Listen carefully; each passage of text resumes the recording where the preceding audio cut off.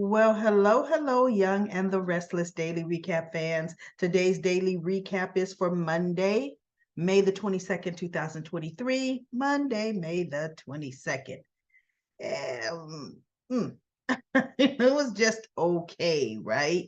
We have Nate and Victoria, doing some little pillow talk, and Victoria's telling him she's ready to squash her brother Adam. He's a rival, and she should have just she gave up too soon on taking McCall, so she's getting ready to take it now. And I thought, okay, go ahead, Victoria. See, it's that kind of Newmanness that always has you all fighting each other, because Adam is plotting to do the exact same thing. He wants to consolidate McCall's, sell off the dead weight, and build up the media division to crush Newman's media division. But to me, the problem where Adam made his mistake, why would you tell Victor that? He told Victor his plan. And Victor's like, why would you go up against Newman? They're larger than you, son. And he's like, no. McCall was built on music and media. Then he branched out, and they're run to the ground. He goes, I'm going to focus on building the media and music up. He says, especially the media. He said, because I don't need Newman Enterprises as my competition. I want to be king. Now, see, isn't it funny? When Victor bought McCall, and he looked at Victoria and he told her, there's nothing wrong with a little friendly competition. That's what he told her. He already set them up to compete against each other. He does that. That's his doing. Sit back. Don't do nothing. He already telling Adam, I've got some ideas that'll, bring this company into the black, and, companies would pay big money to get my advice and consulting. And Adam's like, nope, I got a different plan. Because Victor's like, look, we could bring the whole entire company back to whole. And he goes, I don't want the whole entire company back to whole. And the funny thing is, when Victoria was going to take McCall Unlimited, what did she tell Nate she was going to do? Sell off all those other divisions that wasn't making any money and concentrate on the media end, combining it with Newman Media, making them this big powerhouse. That's what she was going to do. Right? So that's exactly what Adam is doing. So that's going to be interesting. So now Nate says, you know what, we don't want to go downstairs together. Maybe Elena's having breakfast downstairs. But what was funny, the night before, they didn't have a problem lovey-dovey at the bar. And I thought, Elena is staying there, Nate. See, Elena moved out. You want to take Victoria somewhere, you guys ain't above what you did to Elena, so you sure aren't above sleeping in Elena and Nate's bed. Take her to your place. Nate, Elena's not, she don't even have a key, right? Take her to your place. You're going to go to a public place, and as Nate is coming down, Adam and Victor were talking, and Adam looks, he goes, well, looky there. The good doctor turned media mogul overnight, Nate Hastings, and he doesn't have a gym bag. So I wonder what's he doing here this early. And he looks at Victor, and Victor doesn't say nothing because Victor already knows Nate's involved with Victoria, right? But Adam doesn't know that. I thought after Nate left, because Nate didn't see them, I thought they were going to have Victoria come down, and I wanted Adam to see it. I really did. I don't know why they made them miss each other, because Adam says, as much as I wanted to try the eggs Benedict, you know what?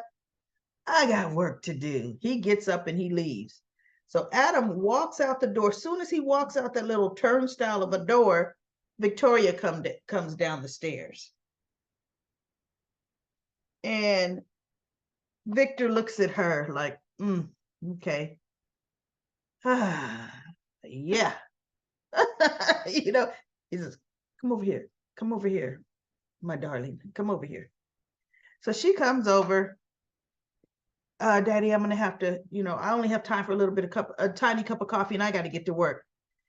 And he's talking to her about, what are you doing? And she goes, having a cup of coffee. He's like, no. I saw Nate Hastings come down, and Victoria's like, shut my business. And he goes, your brother is against your relationship with Nate. He feels Nate is untrustworthy. She goes, well, he's wrong. Nate's ambition. And she goes, Nick is not. She goes, Nate at least has the killer instinct. Nick never had it. I'm surprised she didn't say the only thing he did was accidentally kill a man. I'm surprised she didn't say that, right? So she goes, and you know it, Daddy. Nick has never had that drive to really want to succeed, in Newman business. And so Victor's just sitting back like, yeah, I guess so. She's like, he says, but I do want to tell you, your brother Adam, I was just having breakfast with him. He's planning on coming after Newman Media. And I thought, man, do you see what he's doing? Oh, okay. Victor? So she goes, bring it on. And he's just looking at her like, okay, you know what? I can't help what you all are gonna do. So we have what's his name? Nate going through the park, and he runs into Audra, walks up, and oh yeah, she almost told him you're doing the walk of shame, but I guess they say that's only for women, right? Wearing the same dress from the night before. Well, Nate was doing the walk of shame, and she goes, oh, and your suit. He goes, yeah, I know. It's the same suit I wore yesterday. I know. So she goes, oh, so obviously you spent the night with Victoria, And so they reaffirmed, she was saying, okay, so, I'm here to help you rise to the top. And he goes, and when I do, Newman Media will be yours. And she just looks like, oh, okay, then let's get to work. Let's do what we got to do to get this done. And I'm like, well, for one, Victoria's never going to let you appoint a CEO of Newman Media. See, already Nate is feeling his importance more than it's ever going to be. Victoria is never going to let him have that much say and that much control. She and she alone will appoint the CEO of Newman Media. Even when she and Ashlyn were working together, she didn't let that man have too much of a say. She still made all the decisions. That's Victoria. So Nate is going to have a rude awakening. But you know what? Unfortunately, I see Victoria being slapped in the face with her decision about Nate. I truly do. She's going to be slapped in the face. She's going to now be hurt again. But boy, Nate better have someplace better and more cushy and outside of Newman, because she is going to come at him with a vengeance, and her entire family. And her entire family. So this Nate's going to be run out of town. If he does something that's underhanded, in the end, ultimately, the Newmans are going to get him. He will not be not one man standing. Forget the last man standing, not one man standing. So now we have Lucy. I really like it when they bring Lucy back to the show. I mean, goodness gracious, this soap opera makes you think Portugal was a 1 hour flight, right? We got this girl hopping flights back and forth internationally to Portugal like there's nobody's business. And so Daniel tells her the truth about Phyllis, which is good, and she's like, I can't believe Phyllis would do that. And he says, you know what? She made a bad decision. And she goes, but to let us grieve like that. And he goes, that's why I'm telling you now, Lucy. You need to know the truth. And so she thanks him, but now she's worried about Daniel. Oh no, but I'm worried about you. Because she goes, my mom went to a dark place. And Lucy said, you mean like you did? And he goes, well, kind of, sort of, but it is a little different, but yeah, you know. And so she goes, but Dad, how are you? Because she don't want him going back into that dark place. And he says, oh, well, you know what? He's been, really diving, still working and this, that. And she goes, but are you okay? He goes, no, work gives me a distraction. It gives me something to do. So she goes, oh, okay. And then Chelsea walks in with her purse covering her real life baby bump. I said, look at that, she's covering it with that purse. Soon enough, that purse is going to look like it's 50 pounds wide, right? They do that. Then women start carrying huge purses. So she looks at her and she goes, well, isn't it Lucy or something she's talking? Then she goes, Princess Louisa in the flesh. And that makes Lucy smile because, the gaming character is modeled after her. So they're talking, and then Chelsea says, you know what? Before you go, so you're not just spending all your time with your dad, my son Johnny's about your age, and I have another son, Connor, that's a little bit younger. We're going to have to get you all together. I want to introduce you all. So you'll be able to, you'll know some other people here. And Lucy's like, well, I would love to, and I thought, here we go. I already knew from day one, it was going to be a little Lucy and Johnny thing. Little Lucy and Johnny. I knew that was going to kind of happen. They're going to be kind of like a little Faith and Moses, but younger. So we're going to have some, goodness gracious, and don't let little Connor think he's the man that he can go after Lucy, because he's definitely too young. But Johnny is the exact right age, because let's face it, Lucy's going to be living in Genoa City soon enough. She's going to come live with her dad. So, they had a really good talk, and I'm sure we'll get back to Lucy and Daniel tomorrow if I mean, there's no reason we have to, but she is here in town. I'm sure they will, because they're going to meet up with the boys. So we're going to see that happen. Now, the good part, what I loved, it's almost like everybody. Now, I didn't look ahead because I don't. The only time I was stuck looking at episodes online when I was in Dubai, right? Other than that, I can't stand you looking at the YouTube and you see a brick, you see a floor, because they can't do, show you the exact way it's actually filmed.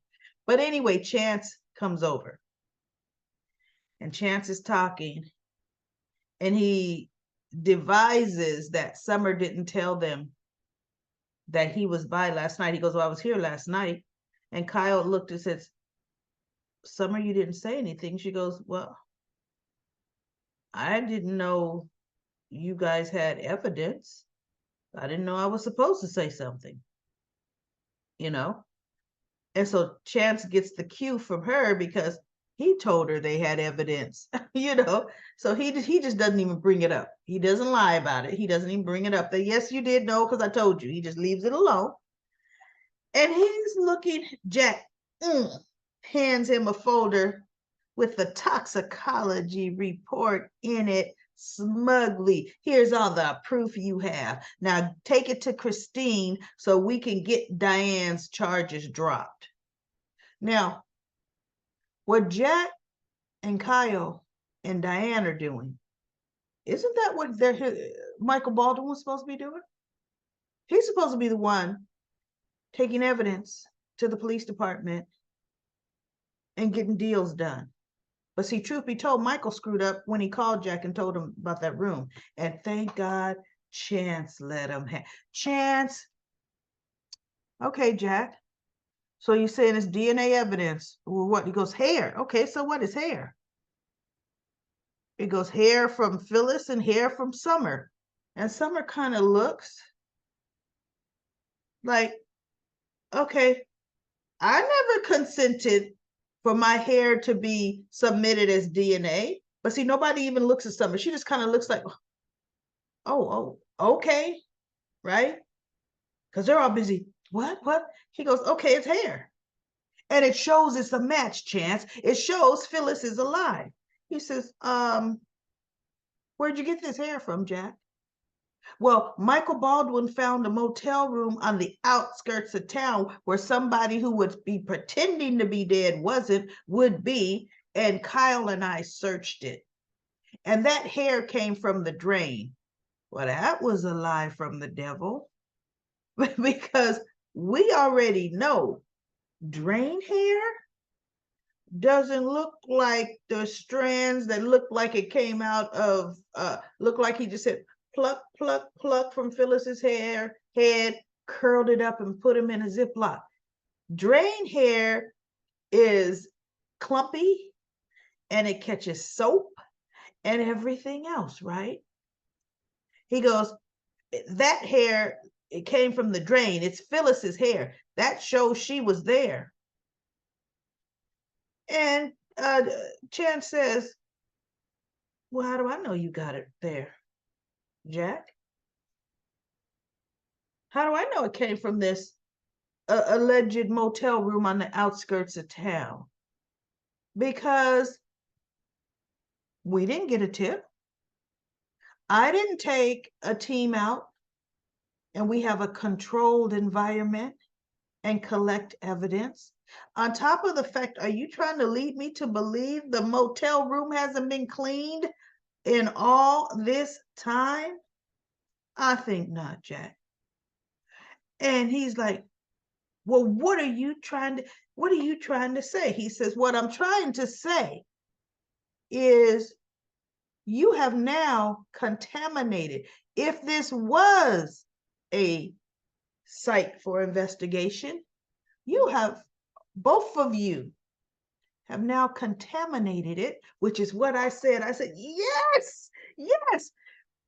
For one, you both have a motive for planting, for planting false evidence. Talking about him and Kyle. We found, he goes, no. He says, on top of the fact, I happen to know, and he's looking at Jack and Diane, that you two, definitely that's your MO, planting false evidence against someone. And Diane's like, yeah, Stark. And I was like, go ahead, Chance. He's like, so you're both of you, your story, Jack, not credible at all. And now, thanks to you, if this was actually a site, it's inadmissible. Well, take it to Christine anyway. See what Christine will say. He goes, I already know what Christine will say. I already know. You are a biased witness, and this so-called evidence came from you. Nope, we won't even touch it. And he says, now,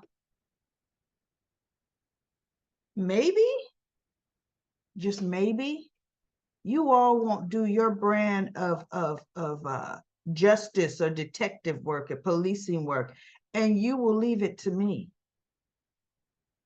Just maybe. So I'm going to tell you both again, all of you, anything you find out, if you want it to be admissible, then you will have to come through the department. And I'm thinking, well, you should have told your 35-year-old practicing ex-district attorney who should have knew better. Michael screwed that up, period. Michael screwed it up. And when he did it, I said, why is he telling that? Right? So anyway, Chance gets up and he walks out happily. See, he happily put Jack and Diane and Kyle in their place. You know, you guys planted false evidence and you guys had me arresting somebody as you show up to the hotel room, allegedly for some other crazy reason, right? Just to witness your frame up work. Made Chance look like an idiot. Chance hasn't forgotten that. So good, Chance. I said, yes, Chance. Thank you, Chance. So they're all looking, well, and Jack goes, you know, I guess this is my fault. We should have called the police. GC, now this evidence that we found is now just not any good. And Summer sneaks out the door, and I'm thinking, girl, what are you doing? She sneaks out, closes the door real quietly so she could show up at society. She's trying to find Chance and sitting down. Thank you for not, I just wanted to I find you and thank you for not saying that I knew about the evidence. And I thought, for one, we're seeing them together too much. I don't like that because they're a horrible match. For two, as she's thinking she's slick, Summer is so stupid. She's sitting there. She says these things, but she's looking up at Chance. And Chance is sitting there looking at her. Every time she looks up at him, she's met with two eyes, piercing. You see, he's got his hand up on his face. He's studying every bit of body language on this girl. He knows when she's lying to him now. He knows when she's evading. And he knows when she's just out and out withholding. And he's just watching her because she goes, but that's why I need you, Chance. I need you to help me. And she goes, Summer, help me protect my mom. He's a detective. How would he protect somebody that's just committed fraud and killed somebody, right? At this point, we don't know if it was murder or manslaughter, right? With Stark. But Summer's thinking, I got a detective in my hip pocket. And he goes, let me tell you something, Summer. I'm here to listen to all the evidence. When we bring Phyllis in, I will investigate this fairly. But I'm not going to, he goes, I don't know what you're thinking. I'm not going to help what? He goes, if you know where your mother is, he goes, because I think you know more than you're saying. I know you are. I know you do. I know you've known your mother was alive. And she's just like, I'm like, your face is telling it, girl. You just don't know. You would fail a polygraph by just sitting in the chair. she cannot have any kind of poker face whatsoever. That's not a poker face at all. So Kyle, and he's talking, he goes, well, we got to figure out something. I mean, Summer, something he said about Summer. And I thought, well, for one, Summer wouldn't be down for that, right? And he goes, right, so, well, where did she go? And they look like, what? And he goes, Jackson, maybe she just needed some fresh air. But you want to know what was funny? When Diane, and I think this was yesterday, I forgot to bring it up, or it could have been today. Diane walks in, and this is before Chance comes, and she says, so, I know it's taken some time for this to set with you, Summer, but, I just wanted you to know I'm not going to hold the despicable thing that your mother tried to do to me. See? And Jack is kind of just standing, he goes, like he's doing in the picture, like, like Diane don't, but letting her say what she wants against you. I mean, it's not like I'm going to expect an apology from you for the things that you said And I thought, Summer, because first Summer's kind of like not even looking at her. Summer looked at her and said, apology for what?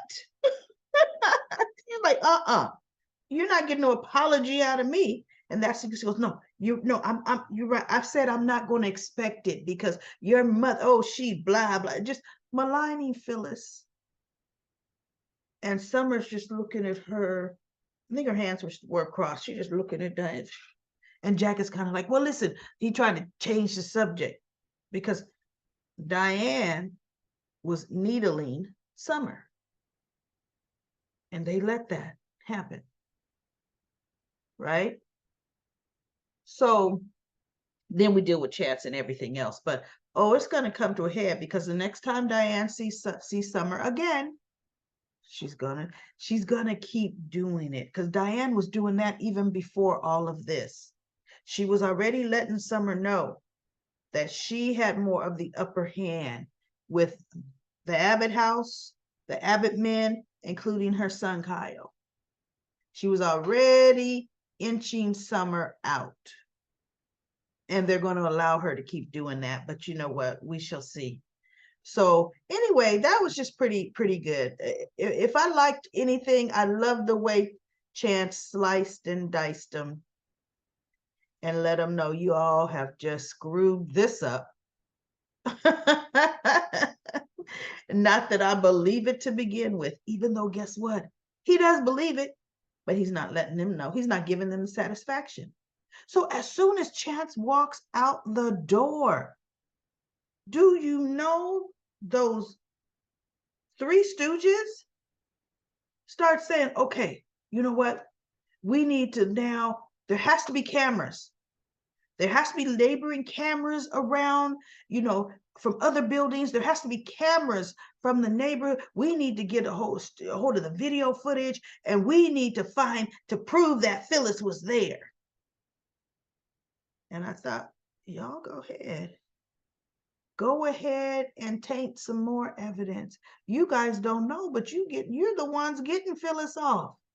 If everything's gonna be inadmissible, because of you all, I'm all for it. Go ahead.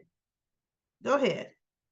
But I think Jack said, no, you know what? We don't want it to be like what happened with the hair. We should involve the police. But I don't know, honestly, everybody, I can't remember if they still decided to go rogue. I think Jack said that he'll hire a private investigator. I can't remember. If anybody can remember, write that in comment corner for me, okay? Write that in comment corner. So it's just, yeah, I'm happy it's just not going Jack's way as he's telling everybody how to run a case and do everything. So let's go to comment corner. We are back with comment corner, everybody. Original daily recap lady Black Hat. I'm back until the end of August. Then I have another business trip, but that's only for like 4 days. So anyway, Libby says Victor has a huge blind spot when it comes to Victoria. She almost lost the company to Ashlyn, but he's ridiculously indifferent about Nate, whom they know betrayed his family and will trust her judgment, ? Wasn't there some person that Sharon bopped on the head with a wine bottle and she thought she killed him? So they're going to have two parallel stories of women who covered up dead bodies and dragged them away from the scene. You know what? I don't remember that about Sharon. I do not remember that. The writers lost their dang mind and have to recycle the same old plot, the same plot at the same time. Sheesh. Monique says, I did like that Victor said to Nick, what Victor said to Nick, it was so true. Nick has no problem judging other people's relationship, but when they do it to him, he gets defensive. Yes, he does. LaShanta said, Nick's right about Nate, but Victor is right about Sally. Sally does too much. Stop chasing her, Nick. Getting ready to show her Sharon, he's getting ready to show her Sharon comes first, right? Because this whole little who sent me this wine bottle is getting ready to come to a more of a puzzling question mark, especially when they showed scenes where it said Nick is holding up the wine bottle. I think this was scenes from Friday. And he goes, I don't know, Sharon, this red here on the front of this label look like blood to me. So I don't know, maybe it just might be.